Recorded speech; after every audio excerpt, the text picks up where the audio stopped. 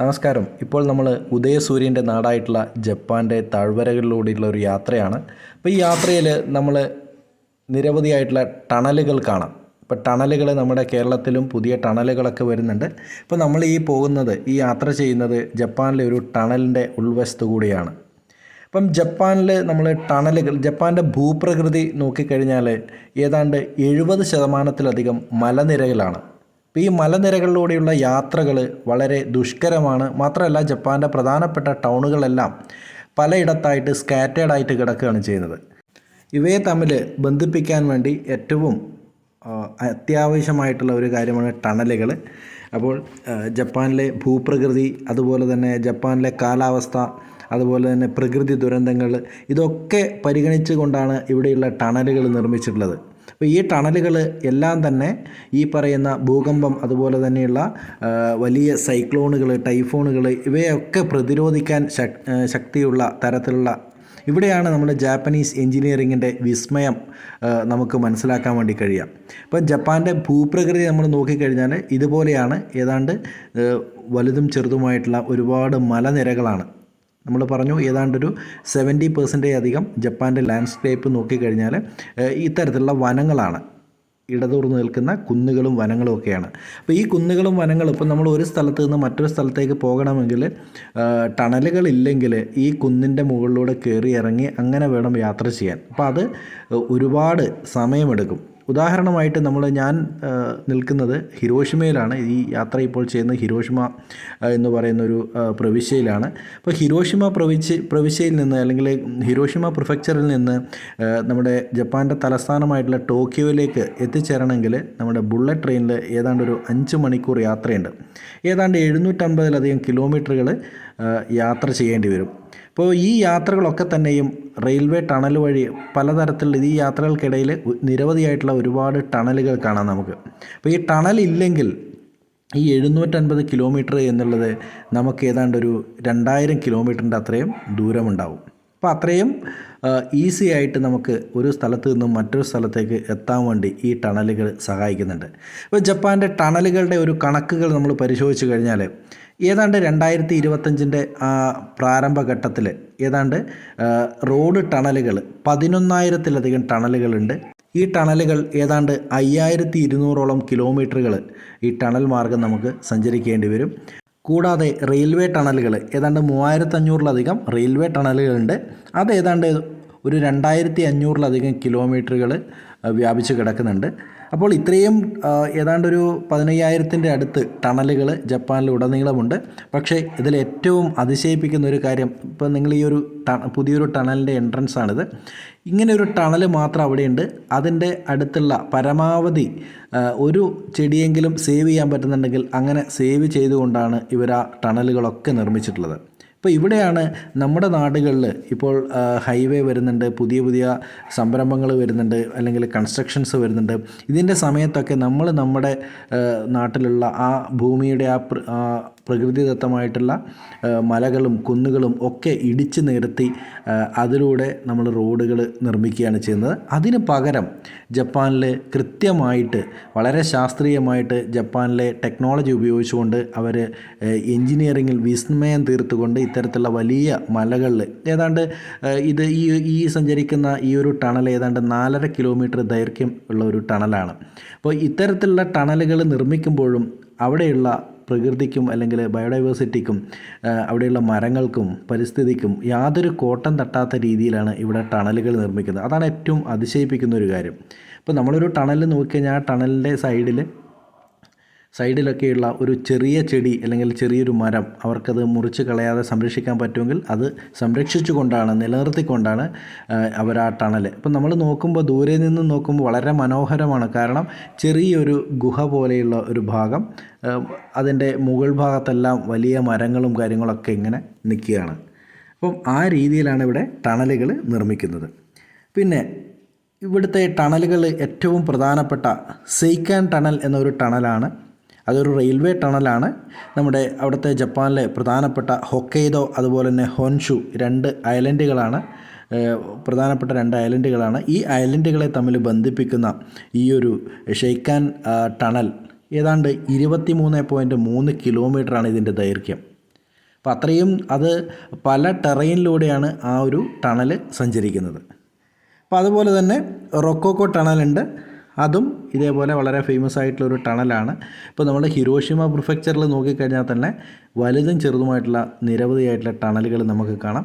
റോഡുകളൊക്കെ വളരെ ഭംഗിയുള്ള അല്ലെങ്കിൽ വളരെ കൃത്യമായിട്ട്, ഇത് ഹൈവേ റോഡല്ല, നോർമൽ റോഡായിട്ട് പോലും നമുക്ക് ഇത്രയും നല്ല രീതിയിൽ, ജപ്പാനിലെ പോപ്പുലേഷൻ കുറവാണ്, നമ്മുടെ നാടുമായിട്ട് കമ്പയർ ചെയ്യുന്നതല്ല, പക്ഷേ ജപ്പാനിലെ പോപ്പുലേഷൻ വളരെ കുറവാണ് എങ്കിൽ പോലും അവരുടെ റിസോഴ്സും കാര്യങ്ങളൊക്കെ കൃത്യമായിട്ട് യൂട്ടിലൈസ് ചെയ്തുകൊണ്ട് പ്രകൃതിയും കൂടെ നമ്മൾ കൂട്ടിച്ചേർത്തുകൊണ്ടാണ് അവരുടെ നിർമ്മാണവും കാര്യങ്ങളൊക്കെ. അപ്പോൾ ഇത്രയും മനോഹരമായിട്ടുള്ള ഈ ഒരു റോഡിലൂടെയുള്ള യാത്ര, നമുക്കിവിടെ ബ്രിഡ്ജ് കാണാം, അതുപോലെ അതിൻ്റെ തൊട്ടപ്പുറം ഒരു ടണൽ. അപ്പോൾ ഓരോ ടണലിൻ്റെയും ഫ്രണ്ടിൽ ആ ടണലിൻ്റെ ദൈർഘ്യം കൃത്യമായിട്ടും രേഖപ്പെടുത്തി വെച്ചിട്ടുണ്ട്. ഇത്ര കിലോമീറ്ററാണ് ഈ ടണലിലുള്ളത്, ദൂരമുള്ളത്. ഇപ്പം ചില ടണലുകൾ നമുക്ക് ഒരു ഡയറക്ഷനിലേക്ക് മാത്രമുള്ള ടണലുകൾ ഉണ്ടാവാം. ചിലതിൽ ഒരു ടണലിൻ്റെ അകത്ത് തന്നെ നമുക്ക് രണ്ട് സൈഡ്, ഇപ്പോൾ ഈ കാണുന്ന ഒരു ടണലിൽ നമുക്ക് അങ്ങോട്ട് പോകാനും ഇങ്ങോട്ട് വരാം, ഒരു ടണൽ തന്നെയാണ്. അപ്പോൾ അതിൽ രണ്ട് സ്പ്ലിറ്റിങ് വരുന്ന രീതിയിൽ, രണ്ട് ട്രാക്ക് വരുന്ന രീതിയിലാണ് ഈ ഒരു ടണൽ. ഇതൊരു വളരെ ചെറിയൊരു ടണലാണ്. അപ്പോൾ അതിൻ്റെ അകത്തൊക്കെ ലൈറ്റുകളും കാര്യങ്ങളും ഒക്കെ ഉണ്ട്. അതുപോലെ തന്നെ ഏകദേശം ദൈർഘ്യം ഏറിയ, ഏതാണ്ട് കിലോമീറ്ററുകൾക്ക് മുകളിലുള്ള, അല്ലെങ്കിൽ 1 കിലോമീറ്റർ, 2 കിലോമീറ്റർ, 4 കിലോമീറ്ററൊക്കെ ദൈർഘ്യമുള്ള ടണലുകളാണെങ്കിൽ അതിൽ അവർ കൃത്യമായിട്ട് വെൻറ്റിലേഷനും കാര്യങ്ങളൊക്കെ കൊടുക്കുന്നുണ്ട്. അപ്പം ഇതുപോലെ നമ്മുടെ നാട്ടിലും നമ്മൾ ഈ റോഡുകളൊക്കെ അല്ലെങ്കിൽ കൺസ്ട്രക്ഷൻ്റെ സമയത്ത് കുന്നുകളൊക്കെ ഇടിക്കുന്നതിന് പകരം ഇതുപോലെയുള്ള ടണലുകളൊക്കെ നിർമ്മിച്ചിട്ടുണ്ടെങ്കിൽ നമുക്കതൊരു നമ്മുടെ കാലാവസ്ഥ വ്യതിയാനം പോലുള്ള പാരിസ്ഥിതിക പ്രശ്നങ്ങളൊക്കെ പരിഹരിച്ചുകൊണ്ട് മുന്നോട്ട് പോകാൻ വേണ്ടി പറ്റുന്ന ഒരു കാര്യം തന്നെയാണ്. അപ്പം ജപ്പാനിലേക്ക് വരുന്ന, ജപ്പാൻ്റെ ഭൂപ്രകൃതി നമുക്ക് ഏതാണ്ട് മനസ്സിലായിട്ടുണ്ട്. ഏതാണ്ട് കുന്നും ഇത്തരത്തിലുള്ള, ജപ്പാനിൽ ഉടനീളം എങ്ങനെയാണ്, ജപ്പാൻ്റെ ചുറ്റിലും ഇതൊരു ദ്വീപ രാഷ്ട്രമാണ്. ഉദയസൂര്യൻ്റെ നാട് കൂടിയാണ് ജപ്പാൻ. മാത്രമല്ല ജപ്പാനിൽ ഇത്രയൊക്കെ ടെക്നോളജിയും കാര്യങ്ങളും ഒക്കെ ഉണ്ടെങ്കിലും അവർ പ്രകൃതി ദുരന്തങ്ങൾക്ക് പേര് കേട്ട ഒരു നാട് കൂടിയാണ് ജപ്പാൻ. ജപ്പാനിൽ നിരന്തരമായിട്ട് വലുതും ചെറുതുമായിട്ടുള്ള ഭൂകമ്പങ്ങൾ ഉണ്ടാകാറുണ്ട്. അതുകൊണ്ട് തന്നെ അവിടെയുള്ള നിർമ്മിതികളൊക്കെ തന്നെയും ഈ ഇത്രയും വലുതും ചെറുതുമായിട്ടുള്ള ഈ ഭൂകമ്പത്തെയും, അതുപോലെ തന്നെ വലിയ കൊടുങ്കാറ്റുകൾ, ടൈഫോൺ പോലുള്ള കൊടുങ്കാറ്റുകൾ ഉണ്ടാകാറുണ്ട്. അപ്പോൾ ഇതിനെയൊക്കെ പ്രതിരോധിക്കാൻ തക്ക ശേഷിയുള്ള നിർമ്മിതികളാണ് ഈ ഒരു രാജ്യത്ത് നമുക്ക് ഉടനീളം കാണാൻ വേണ്ടി പറ്റുക. പല യാത്രകളിലും നമുക്ക് ബുള്ളറ്റ് ട്രെയിനിലുള്ള യാത്രകളാണെങ്കിലും പല സമയത്തും നമ്മൾ ഇതിൻ്റെ പല ഭാഗങ്ങളിലും അപ്രതീക്ഷിതമായിട്ട് പെട്ടെന്നൊരു ഭൂകമ്പമോ അല്ലെങ്കിൽ അല്ലാതെ ടൈഫോൺ പോലുള്ള പ്രശ്നങ്ങളൊക്കെ നമുക്ക് പലപ്പോഴും നേരിടേണ്ടി വന്നിട്ടുണ്ട്. മറ്റൊന്ന് ജപ്പാനിലെ കാലാവസ്ഥ തന്നെയാണ്. ഇവിടെ കൃത്യമായിട്ട് നമുക്ക് 4 വ്യക്തമായിട്ടുള്ള സീസണുകൾ പറയാൻ വേണ്ടി പറ്റും. ഇവിടെ ജപ്പാൻ ഈ 4 സീസണിലും ജപ്പാൻ 4 തരത്തിൽ വളരെ സൗന്ദര്യം ജനിപ്പിക്കുന്നൊരു, അതായത് പ്രകൃതി ഭംഗി നമുക്ക് ആസ്വദിക്കാൻ പറ്റും. അതേപോലെ തന്നെ നമുക്ക് ഏറ്റവും പ്രധാനമായിട്ട് ആളുകൾ വിസിറ്റ് ചെയ്യുന്ന ഒരു സ്ഥലമാണ് സാക്കുറ, അതായത് സാക്കുറ മരങ്ങൾ പൂക്കുന്ന ഒരു കാലം. അതായത് ശൈത്യകാലത്തിൻ്റെ അവസാനമായിട്ട് സാക്കുറ മരങ്ങൾ പൂക്കുന്ന ഒരു കാലമുണ്ട്. അതുപോലെ തന്നെ നമുക്ക് മേപ്പിൾ ട്രീകൾ ഇലപൊഴിക്കുന്ന കാലം, വസന്തകാലത്തിനെ വരവേൽക്കാനായിട്ട് മേപ്പിൾ ട്രീകൾ ഇലപൊഴിക്കുന്ന ഒരു കാലമുണ്ട്. അപ്പോൾ ആ ഒരു സമയത്തൊക്കെ ജപ്പാനെ കാണാൻ വളരെ നിരവധിയായിട്ടുള്ള സഞ്ചാരികൾ അവിടെ എത്തിച്ചേരാറുണ്ട്. മറ്റ് കാലാവസ്ഥകൾ, നമുക്ക് ജപ്പാൻ വിസിറ്റ് ചെയ്യുന്ന ആളുകൾക്ക് പ്രധാനമായിട്ടും ഏതാണ്ടൊരു ജൂൺ മുതൽ ഓഗസ്റ്റ് വരെയുള്ള സമയങ്ങൾ അല്പം ചൂട് വളരെ കൂടുതലായിരിക്കും. ഇപ്പോൾ ഈ കഴിഞ്ഞൊരു 4-5 വർഷങ്ങളായിട്ട് ആ ചൂട് അല്ലെങ്കിൽ ടെമ്പറേച്ചർ കൂടിക്കൊണ്ടിരിക്കുകയാണ്. അപ്പം നമ്മളത് ഗ്ലോബൽ ലെവലിലുള്ളൊരു ഫിനോമിനനാണ് നമ്മുടെ ക്ലൈമറ്റ് ചേഞ്ച്, അല്ലെങ്കിൽ ആഗോള താപനം. അപ്പോൾ അത് ജപ്പാനിൽ ഇത്രയും പ്രകൃതിയോട് ഇണങ്ങിക്കൊണ്ട് നിർമ്മിതികളും കാര്യങ്ങളൊക്കെ ഉണ്ടെങ്കിൽ പോലും അവിടെയും നമുക്കിത് വ്യക്തമായിട്ട് റിഫ്ലക്റ്റ് ചെയ്യുന്നുണ്ട് എന്നുള്ളതാണ്. കൂടാതെ നമുക്ക് ഒരു നവംബർ, ഡിസംബർ മുതൽ ഏതാണ്ടൊരു മാർച്ച് മാസം വരെ നല്ല തണുപ്പ്, നല്ല അതിശൈത്യമുള്ള ഒരു കാലഘട്ടമാണ്. അപ്പോൾ ആ സമയത്ത് നമുക്ക് മഞ്ഞുവീഴ്ചകളും കാര്യങ്ങളൊക്കെ നമുക്ക് ആസ്വദിക്കാൻ വേണ്ടി പറ്റും. അതൊക്കെ നമുക്ക് ഒരു പുതിയൊരു എക്സ്പീരിയൻസ് ആയിരിക്കും. അതേപോലെ തന്നെ അതിന് ശേഷമാണ്, ആ ഒരു മഞ്ഞുവീഴ്ചയുടെ അവസാനമാണ് നമ്മൾ ഈ സാക്കുറ മരങ്ങളൊക്കെ പൂക്കുന്നത്. അതിനുശേഷം അത് ഏതാണ്ട് ഒരു ആഴ്ചയാണ് ഈ സാക്കുറ മരങ്ങളൊക്കെ പൂത്ത് നിൽക്കുന്ന ഒരു സീസൺ. അത് ജപ്പാൻ്റെ പല ഇടങ്ങളിലും നമുക്കിതുപോലെ കാണാൻ വേണ്ടി പറ്റും. ഈ സാക്കുറ മരങ്ങൾക്ക് പകരമായിട്ട് നമ്മുടെ നാട്ടിൽ